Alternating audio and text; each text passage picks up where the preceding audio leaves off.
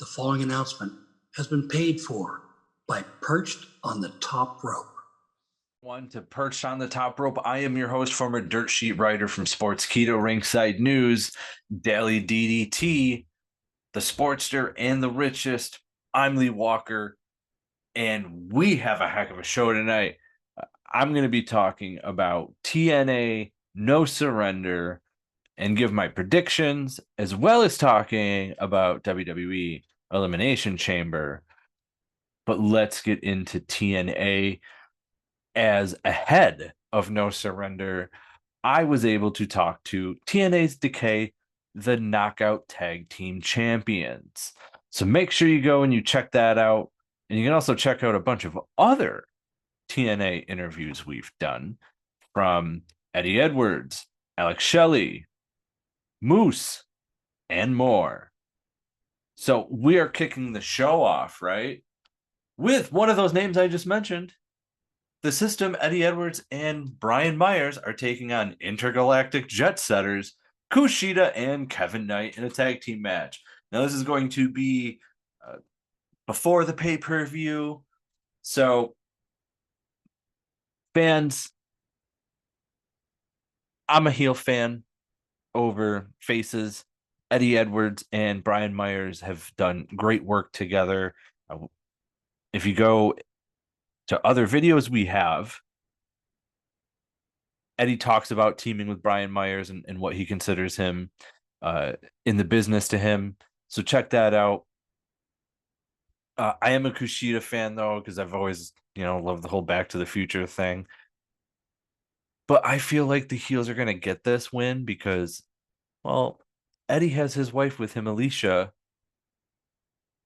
And I think she causes some sort of interference in the match. Match number 2 is the TNA X Division Championship. Chris Sabin, who's your champion, taking on Mustafa Ali, who's been basically on a crusade that he wants the X Division Championship. Mustafa Ali being one of those who were part of the last rounds of best of luck in your future endeavors in WWE. I would go as far as saying TNA is going to want to make some sort of statement with the former WWE superstar. He's got a t-shirt out already. I'm going to say hashtag and new TNA X Division champion Mustafa Ali.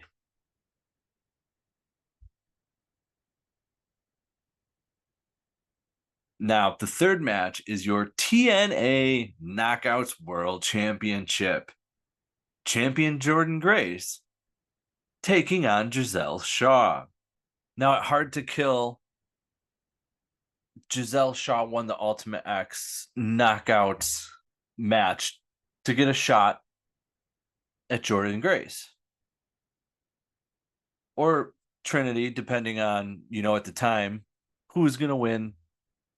And it ended up being Jordynne Grace, as we knew that Trinity was going to be on her way out, heading back to WWE. But we've still seen Trinity up until last week on TNA. So she was kind of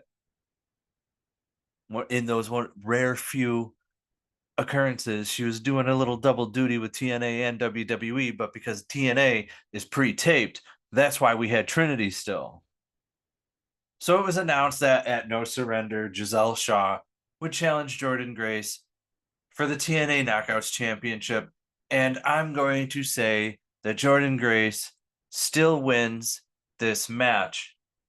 But it's going to be interesting because this is going to be the first taping for TNA since they let go of Scott D'Amore.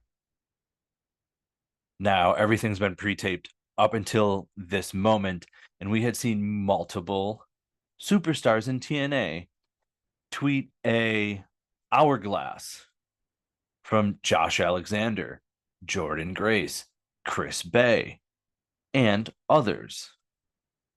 So, at this event, are we going to hear fans cheer that they want Scott D'Amore Are these superstars going to possibly sabotage the show? We don't know, but we will find out. We will find out in the next match. Is the TNA Knockouts Tag Team Championship. Decay of Havok and Rosemary, who I just had on the show. Go back and watch those videos. Taking on MK Ultra, Masha Slamovich, and Killer Kelly. Masha was another one of those superstars who tweeted the hourglass. Now, this whole setup came because Decay made their return at Hard to Kill and defeated MK Ultra, who were your tag team champions at the time. Now, before this, Decay was competing as the Death Dolls as Jessica and Courtney Rush for a majority of the year before, returning to Decay.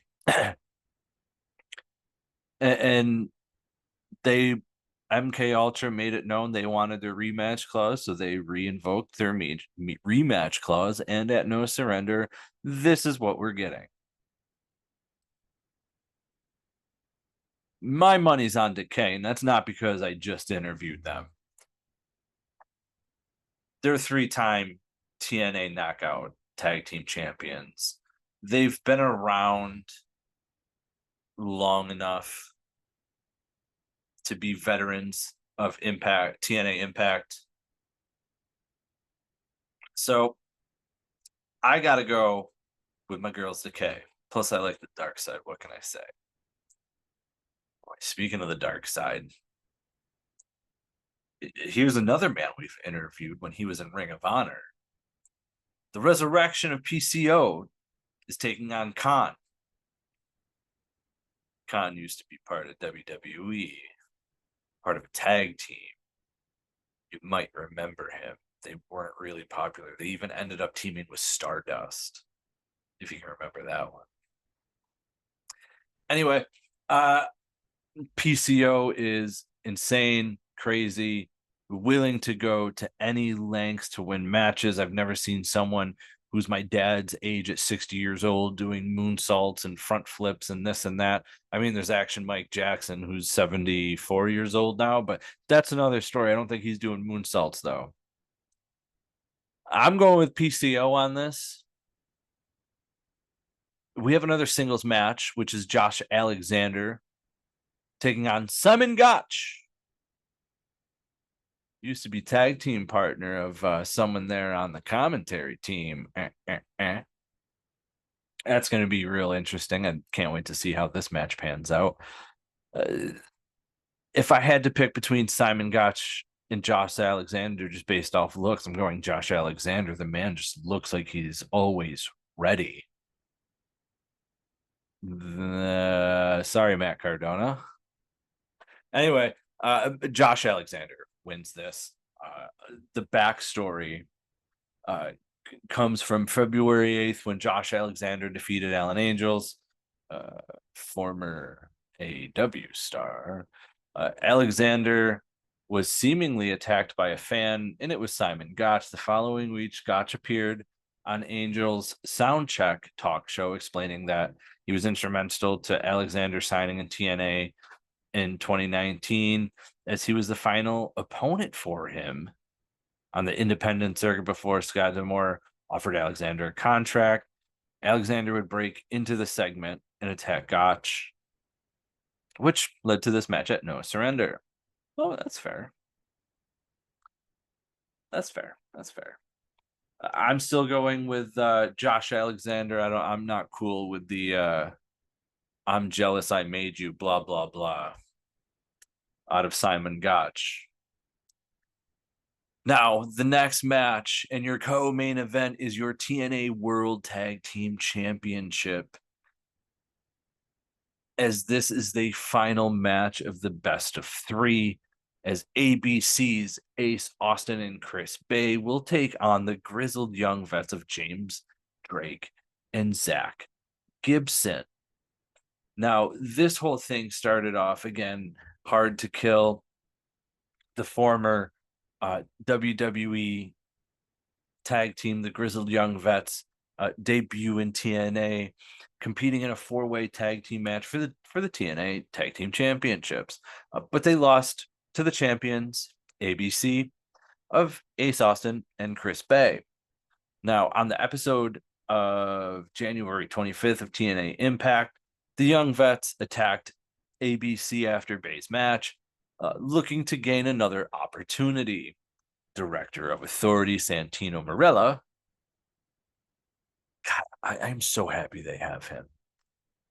He would make it the best of 3 series.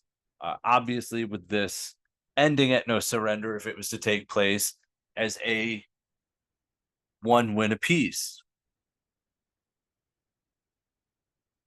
This is another match that I'm going to say we have a hashtag and new TNA World Tag Team Champions. I see the Grizzled Young Vets winning this. Ace Austin and Chris Bay as champions have been cool, but I can't really pinpoint anything that's been spectacular that they've done that have wowed me as a tag team. And the Grizzled Young Vets, again, just getting so much momentum coming off of WWE debuting at Hard to Kill in a losing effort in their debut. But what a better way to bounce back than have them win the TNA World Tag Team Championships. And then this will set off the tag team division in light of fire under its ass, as you start to see former WWE stars becoming champions in other companies, which the internet wrestling community loves to complain about when former WWE stars become champions in other companies, or former WWE people go to other companies, because that's what we like to complain about, former WWE stars in other companies. Oh, wait, I'm sorry. This is an AEW. I'm sorry. Anyway, we have one last match for No Surrender, and it is a No Surrenders rules match for the TNA World Championship. Now, Moose is your champion. By the way, you can go listen and watch that interview here on YouTube or Apple Podcast, Perched on the Top Rope, as he will be accompanied by his boys Eddie Edwards and Brian Myers, taking on Alex Shelley, who will be with Kevin Knight and Kushida. You know, I find it interesting with the whole Alex Shelley and Chris Sabin being on the same roster, but it's not really teaming together. It's just a real interesting thing, especially with Alex Shelley and the Intergalactic Jet Setters. It just, I don't know. It seems weird. But Chris Sabin could always interfere in this match. Anyway, to me, Moose is what's right for the company to be the champion right now. You know, when you look at the roster as a whole, there's been former champions, but there's also not a lot of names to me that scream right now is the time for them to be a champion. I would say this. I think it would be a great opportunity to see someone like PCO or someone like Khan challenge Moose for the TNA championship. They don't have to win per se, but those are two big guys. Moose is a big guy, but Moose can move, PCO can move, Khan can move. We've seen Josh Alexander challenge for the championship. I, for one, would like to see Josh kind of step back from that main event scene, which is seemingly what we're getting, is they're cooling off on him a little bit. And I don't think that's anything bad. I think it's just something necessary and needed. But ladies and gentlemen, those are my predictions. Moose retains the TNA World Championship. We have new TNA World Tag Team Champions with the Grizzled Young Vets winning the best of 3 series 2-1. Josh Alexander, in my opinion, will defeat Simon Gotch. PCO will defeat Khan. Decay retains the TNA Knockout World Tag Team Champions. Jordynne Grace retains as your TNA Knockouts World Champion. Mustafa Ali becomes the new TNA X Division Champion. And the System defeats the Intergalactic Jet Setters. Now, this pay-per-view is taking place this Friday on the TNA Plus app, or for you TNA Impact insiders and subscribers on YouTube to TNA will be able to watch it on YouTube. Now that takes place Friday night alongside WWE SmackDown. And it's probably going to miss it, but alongside AEW's Rampage. That's not all, ladies and gentlemen. That is not all. We also have the WWE Elimination Chamber that is taking place on Saturday. And if you're like me on the East Coast, that means it's on at like 5 in the morning on Saturday. And if you're someone like me, I'm waking up not at 5 in the morning to watch this pay-per-view. There's not a shot in hell. Primarily because I'm not waking up at 5 a.m. for a lousy 4 fucking matches, okay? I'm not waking up for 4 matches. That's right. WWE Elimination Chamber is 4 matches. Before we talk about said matches, though, earlier in the year, Grayson Waller and LA Knight were doing media for the Elimination Chamber. And they were met with some criticism as the news hosts had asked to see them do some wrestling moves. LA Knight obviously handled it really well. And then for whatever reason, they suggested, hey, well, you can do the moves on our floor manager. He's leaving in a week anyway. To which he came up like in a jokingly manner, with his hands up, like, ooh. Grayson Waller took offense to that and, threatened the guy and, stood up and wasn't happy. This happened again just today with Austin Theory when a journalist referred to wrestling as fake and said, you're not really hitting each other, to which he got in the journalist's face and ended up walking off. I don't know what it is with the Australians and the media that they're doing, but maybe WWE didn't do such a good job picking the media. But let's get on to these matches. Before the matches, I'll just even talk about this. Seth Rollins and Cody Rhodes will be appearing on the Grayson Waller effect. Now, I'm assuming that they're going to talk about the WrestleMania XFL kickoff event that took place. This is also going to be a homecoming for Grayson Waller, which is why I was shocked at the way that media had treated him. But I'm also expecting here that we are going to find out what the night 1 main event at WrestleMania is going to be. Now, in other matches,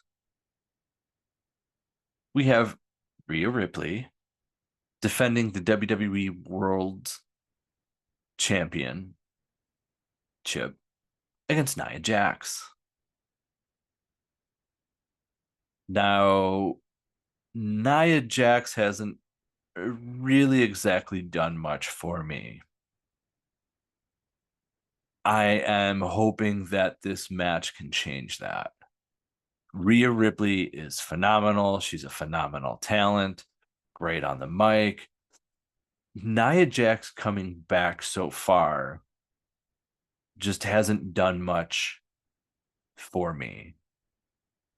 And because of that, I'm going to say that Rhea Ripley retains the WWE Women's World Championship. Now, with that, the next match, we will find out who her opponent is, as we have the Women's Elimination Chamber, which is featuring Liv Morgan, Raquel Rodriguez, former tag team right there, Naomi, Trinity Fatu, as we know her, because, well, she literally just finished up with TNA last week, but was still on WWE TV. So, being pre-taped. Thank you, TNA. We have the man, Becky Lynch, Bianca Belair, and Tiffany Stratton, who, yeah, could use a little help, but hey, we'll see if she gets any help in the Elimination Chamber. Now, if I am to pick a winner, we are hearing so much about how this is Becky Lynch's first Elimination Chamber. Now, if you want me to think who could be taking on Rhea Ripley for the World's Championship at WrestleMania, Bianca's been part of the main event last year. I don't know if fans want to see that. I'm pretty sure it was part of the main event the year before, too. Tiffany's new. She's out. She actually just kind of sucks as a wrestler. No offense. I mean, who am I kidding? When you say no offense, you mean offense. So, yeah, be offended. I don't think Naomi. And as far as Raquel and Liv Morgan, no. This is straight up Becky Lynch's match. Becky Lynch, in my opinion, will win the Women's Elimination Chamber match.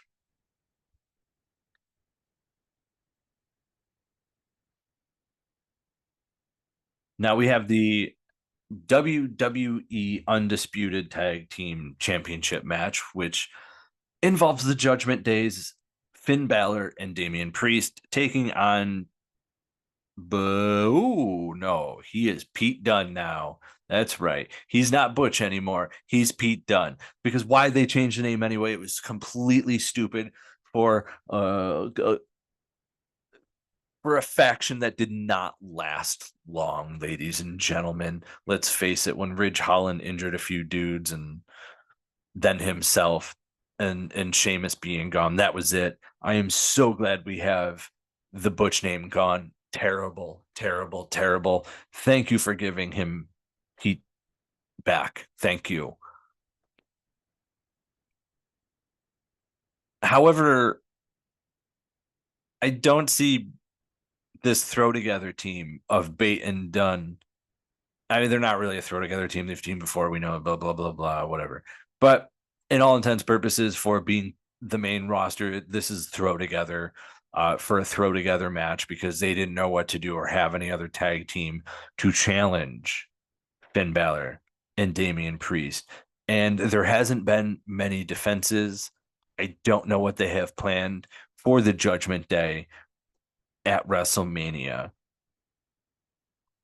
But I can't see Pete and Tyler being the ones to take the titles off these guys. And if they are, that's great. Good for them. They've had a lot of momentum, but I don't think we have the fall of the Judgment Day just yet. And it's definitely not to Pete Dunne and Tyler Bate. It's just not.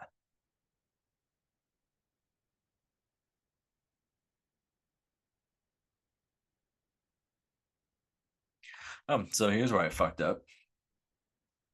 So this elimination chamber of the men's will determine who is facing Seth Rollins. And I was just sitting here rambling on that. We don't even know what the main event is yet, yada, yada. So, now we know that it's going to be coming down to Seth Rollins facing somebody in the elimination chamber. But let's break down who's in the elimination chamber first. I sound like an idiot now. We have Kevin Owens, Bobby Lashley, Randy Orton, Drew McIntyre, Logan Paul, and LA Knight. Now, within this chamber, we have matches that will be set up for WrestleMania on their own. One of them I would like to see be LA Knight versus Logan Paul. Which, if we get that, Logan Paul is the United States champion, which is why I'm ruling him out of the match already from winning. And that also causes me to rule out LA Knight because I think that's the match we're getting at WrestleMania between those two. So I'm ruling out those two right away. I'm also going to rule out Kevin Owens. I can see him being the one who starts this match, possibly makes it to the final three. But that is yet to be determined. We'll find out 5 a.m. Saturday, February 24th, streaming exclusively on Peacock in the US and on the WWE Network everywhere else, because everywhere else doesn't get the Peacock Network. So they still have the WWE Network. I wish we still had the WWE Network because Peacock with WWE sucks. So I don't see Bobby Lashley winning. That leaves Randy Orton and Drew. Well, Drew has been very open that he wants to tell his story or share his story. Because when he won the WWE Championship, he won it during COVID. There was no crowd. It was boring. Wasn't exactly how a champion wants to be a champion, wrestling in front of a bunch of TV screens. While guys like me are taking their Hasbro figures and putting them up to the screen, while the WWE production crew is yelling to put the action figures down or you'll be kicked out. That was me. I see Drew McIntyre winning the men's elimination chamber and going on to face Seth Rollins at night 1 of WrestleMania, which I'll be at WrestleMania 40, by the way. I was at WrestleMania 39. Very excited. But ladies and gentlemen, that is my predictions for TNA's No Surrender on February 23rd on the TNA Plus app, or for those who subscribe to their YouTube channel as the TNA Impact Insiders, you'll be able to watch it there as well. February 24th, Saturday morning for all of us here on the States, 5 a.m. specifically for me, which is happening, not for 4 matches. You can catch WWE Elimination Chamber from Australia on the Peacock Network, or for the rest of you around the world, the WWE Network. Ladies and gentlemen, this has been another episode of Perched on the Top Rope. You can catch us anywhere and everywhere. As speaking of TNA, I have had awesome interviews with Eddie Edwards, Alex Shelley, Moose, Josh Alexander, PCO, Decay, and more. Jay Vidal. So, ladies and gentlemen, all you got to do is go to youtube.com at Perched on the Top Rope for all those awesome interviews. You can also go to our podcast on Apple Podcast and Spotify. It's Perched on the Top Rope. You can also find us on Facebook at facebook.com/perched on the top rope. We are on TikTok, where I recreate the greatest scenes in professional wrestling history using Celine Dion's My Heart Will Go On. Because after all, that song makes everything better, including Zack Ryder winning the Intercontinental Championship at WrestleMania 32. And if that doesn't tickle your fancy, then you can watch the Taskmaster, Kevin Sullivan, get humped by a dog. That's right, you heard me correctly. The Taskmaster, Kevin Sullivan, getting humped by a dog. It's on our TikTok at Perched on the Top Rope. You can also find us on Instagram and Threads at Perched on the Top Rope Podcast. This is all you got to remember, fans. Spoiler freeze, the way to be. I'm out.